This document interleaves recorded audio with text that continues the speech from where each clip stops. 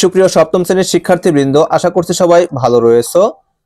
তো বার্ষিক পরীক্ষার সাজেশন 2024 শ্রেণী সপ্তম, বিষয় ইতিহাস ও সামাজিক বিজ্ঞান। তো এই ভিডিওতে গ নম্বর যে প্রশ্নগুলো থাকবে রচনামূলক, সেই প্রশ্ন নিয়ে আলোচনা করব। এখানে কিছু সাজেশন প্রশ্ন দাগিয়ে দিব, আশা করছি এখান থেকে তোমরা কমন পেয়ে যাবে। তো চলো প্রশ্নগুলো দেখানো যাক। তো ভিডিওটি শুরু করার পূর্বে সবার কাছে রিকোয়েস্ট থাকবে, আমার এই চ্যানেলে তোমরা নতুন দর্শক হয়ে থাকলে অবশ্যই চ্যানেলটিতে সাবস্ক্রাইব করে পাশে বেল আইকনে ক্লিক করে অল ট্যাপ করে রাখবে। আর ভিডিওতে লাইক এবং শেয়ার করতে ভুলবে না, এবং কমেন্ট করে জানিয়ে দাও তুমি কোথা থেকে দেখছো এবং ভিডিওটি কেমন লাগছে। আর ফেসবুক পেজ থেকে দেখে থাকলে অবশ্যই পেজটিতে ফলো করবে এবং প্রতিটি ভিডিওতে লাইক এবং কমেন্ট করবে আর বেশি বেশি শেয়ার করবে। তো চলো শুরু করা যাক। 1 নাম্বার, মুক্তিযুদ্ধে গণমাধ্যমের ভূমিকা বর্ণনা করো। এটা ভেরি ভেরি ইম্পর্টেন্ট।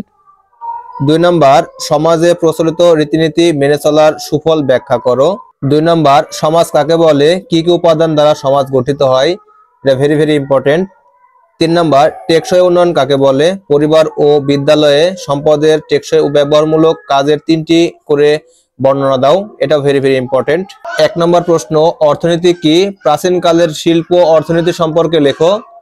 2 নম্বর প্রশ্ন, নির্বাচন পদ্ধতি বলতে কি বোঝো, বর্তমানে প্রচলিত ভোট প্রদানের পদ্ধতি সম্পর্কে লেখো। এটা ভেরি ভেরি ইম্পর্টেন্ট।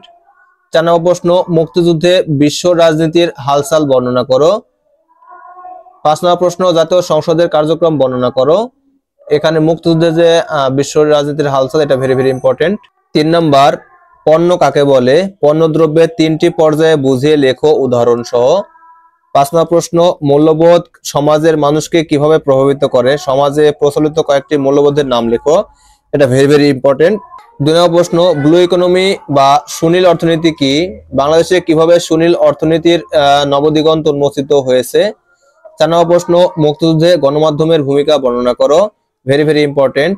5 নম্বর প্রশ্ন, সামাজিক রীতিনীতি কাকে বলে, আমরা কেন সামাজিক রীতিনীতি মেনে চলি। Very very important. তো এই প্রশ্নগুলো কমপ্লিট করতে পারলে তোমরা মোটামুটি এখান থেকে কমন পেয়ে যাবে। ওকে, তো এই ছিল ভিডিও। আশা করছি ভিডিওটি বুঝতে পেরেছো। ভিডিওটি প্রথম থেকে শেষ পর্যন্ত দেখার জন্য অসংখ্য ধন্যবাদ। Thanks for watching this video. Thank you.